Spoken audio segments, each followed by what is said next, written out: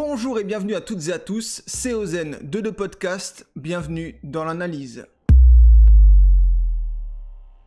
À l'ère de l'homme soja, où Ken confond cheval et patriarcat, quoi de plus régressif que de se mettre dans la peau d'un viking qui cuit du sanglier à la broche et se recouvre de peau de loup pour reconnecter pleinement avec nos cerveaux reptiliens, nos pulsions archaïques et nos instincts primaires. Au cœur de cette intro bien grasse, l'univers Valheim. Développé par Iron Gate et publié par Coffee Stain Publishing, Valheim a rapidement gagné en popularité pour sa combinaison unique d'exploration, de survie et de construction. Le tout en multi ou en solo, dans un environnement inspiré de la mythologie nordique. Maintenant, l'humeur.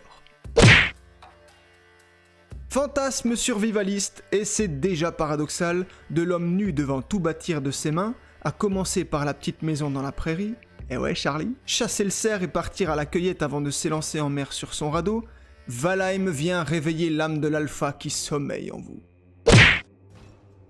Il est l'heure de laisser tomber vos cravates et vos badges pour conquérir la liberté perdue de votre monde réel. Pur pied de nez à la génération IA, rendant minage et coupe de bois étonnamment ressourçants, c'est un retour à la nature et aux fondamentaux qui fait du bien. Chemise ouverte sur poil, on pisse à la fraîche, ça fait plaisir. Pourquoi ? Parce que rien n'est donné, et surtout, rien n'est acquis. Votre confort est menacé et à défendre à chaque instant. Et c'est ça qui rend l'aventure excitante. On peut tout perdre. On n'est pas gavé comme des oies à ne pas savoir ce qu'on fout là une fois la baraque et le chien en poche. Ben ouais, Priap sans queue ni quête, c'est déprimant. On est les enfants oubliés de l'histoire, mes amis. On n'a pas de but ni de vraie place. On n'a pas de grande guerre, pas de grande dépression. Notre grande guerre est spirituelle. Notre grande dépression, c'est nos vies. Heureusement, Tyler Durden est de retour et l'on recrute au Valhalla. La Valkyrie, et on ne sait toujours pas pourquoi, pouce bleu là-dessus les mecs, vous a trouvé mort IRL et a senti en vous la force du guerrier valeureux. Elle vous transporte dans les terres de Valheim, étymologiquement le monde des guerriers morts, où vous allez devoir faire vos preuves pour rejoindre Odin en Asgard où aura lieu la bataille finale, le Ragnarok. Vous entrez alors dans un monde où l'enfant sauvage reconnecte le cœur de la jungle. Ici, les lois de la nature sévissent et ne sont pas dures à comprendre. La raison du plus fort est toujours la meilleure, nous l'allons montrer tout à l'heure. Mais ne vous y trompez pas, vous ne jouez pas à Valheim, vous ressuscitez l'animal. Au cours du jeu, on avance tranquillement vers un science fantasy qui prend racine dans le dur et incite subtilement le joueur à s'élever sur tous les plans. On démarre en Adam, tabasse du porc à coups de hache et l'on finit chasseur-traqueur, stratège, alchimiste, mage, cuistot 4 étoiles au guide Michelin. Un mélange de Legolas et Russell Crowe avec son soupçon d'Etchebest. Mais attention, la finesse, ça se travaille. Si l'époque est au raccourci, ici la vitesse a un prix. Point de smartphone pour avancer, mais une bonne dose d'application, car la nature est eugéniste et avant tout méritocrate. Tout péché d'hubris, d'orgueil, est puni et vous conduit dans les bras d'une mort certaine. Valheim est un jeu difficile qui impose une discipline et se montre demandant, cognitivement, mécaniquement et émotionnellement. Il faut rester bien accroché.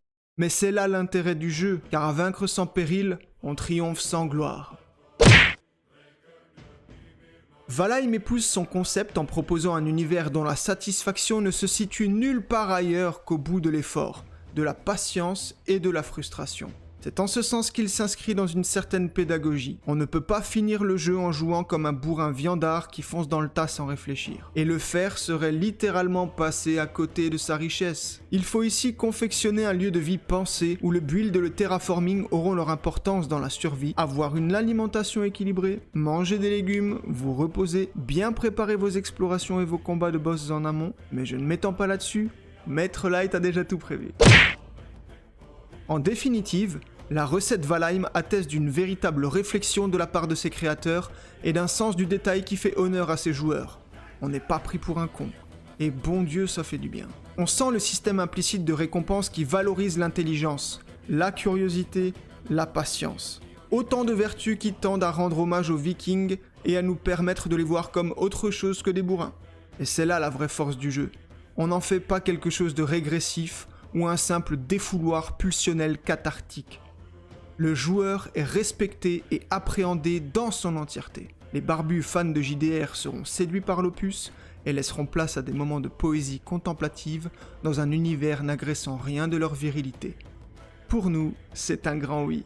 Merci de nous avoir écoutés. Si vous avez apprécié ce contenu, n'hésitez pas à aller en voir d'autres sur la chaîne, à nous rejoindre sur Twitch et dans notre Discord. Tous les liens sont en description.